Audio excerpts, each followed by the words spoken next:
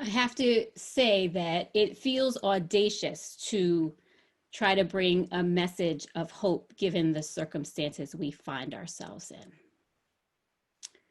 And I'm learning that as people who want to mourn skillfully, that we should invite grief and name our losses.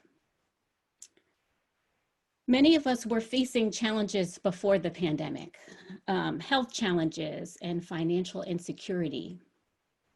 And those have been compounded for so many with this invisible virus that is sticking along a lot longer than any of us hoped. And then in the midst of all the losses related to that virus and the shutdowns, we also continue to lose significant public figures who symbolize so much more than the work that they did. We've talked about Chadwick Boseman and the ways that his work symbolized so much more than just acting or movie making. And now we've lost Ruth Bader Ginsburg, and we're all feeling that and thinking about the great work she did and the ways she inspired us to equality. So there's a lot going on, and I think we should continue to name it. But this story in Exodus 16, the story of God's gift of meat and manna to the Israelites, it allows me to show up with bold audacity and fully formed hope. The story begins after God has delivered the Israelites from the bondage of slavery. But what happens when the liberation that you envision doesn't actually free you? So first, in the metaphor of this Bible story, I propose that we think of the wilderness as simply life. The conditions get better and worse as seasons change, but the trials don't start coming our ways. And the next thing I want to talk about is this idea of complaining.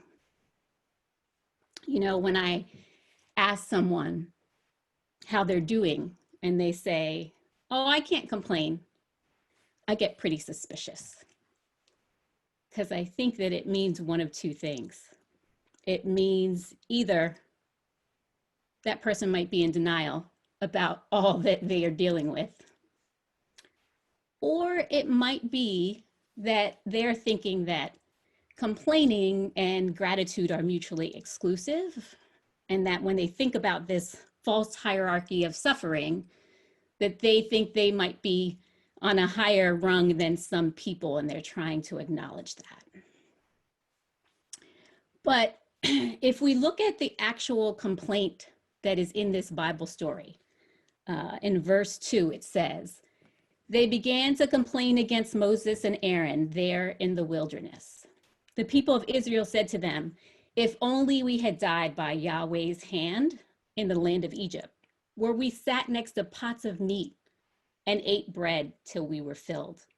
But now you have brought the whole community out into the wilderness to die of hunger.'" When you're starving, you have the right to complain. When you are in a pandemic, you have the right to complain. When you are sick and tired of being sick and tired, and you are living in wilderness conditions, I encourage you to complain, to cultivate circles of care of people who will listen to you and take you seriously, no matter how small or large your grievance might be. I think the text is giving us full permission to complain and know that wholly listening, the universe, your people, your God will respond to your complaints. In the text, Aaron and Moses, the leaders, help the community distinguish between the difference between complaining and blaming. And it gets tricky because at the point that we turn to blame and try to figure out who's at fault, who's responsible for all of this mess, it calls us to do two really hard things. The first thing that it calls us to do is think about, where is God in all this suffering? Which is kind of the paradox of Christianity, right? A question that we're always grappling with. And then the second thing it causes us to do is think about our participation and some of the mistakes we've made and the ways we may have contributed to things. And I think those are two important things to do and things that we are forced to grapple with all the time. Now, when scholars look at this passage, they lift up four interrelated images for God that they think show up in this text. The first is God, Yahweh as the God of life.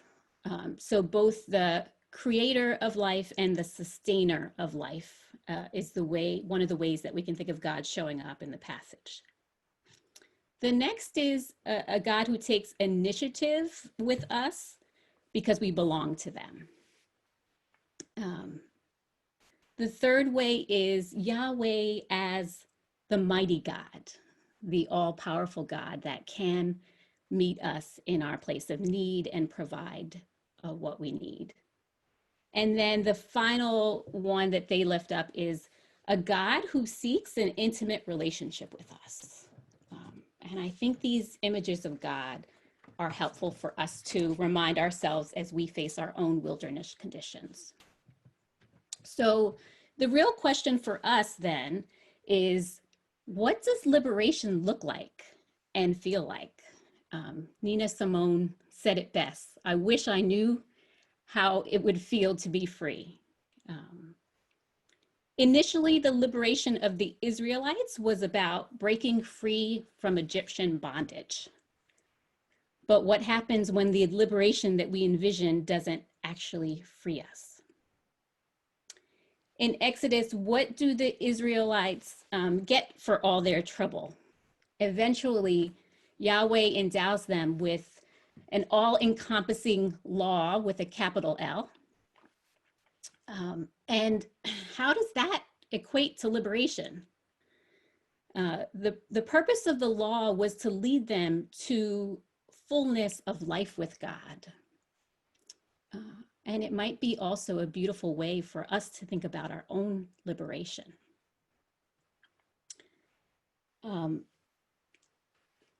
We can,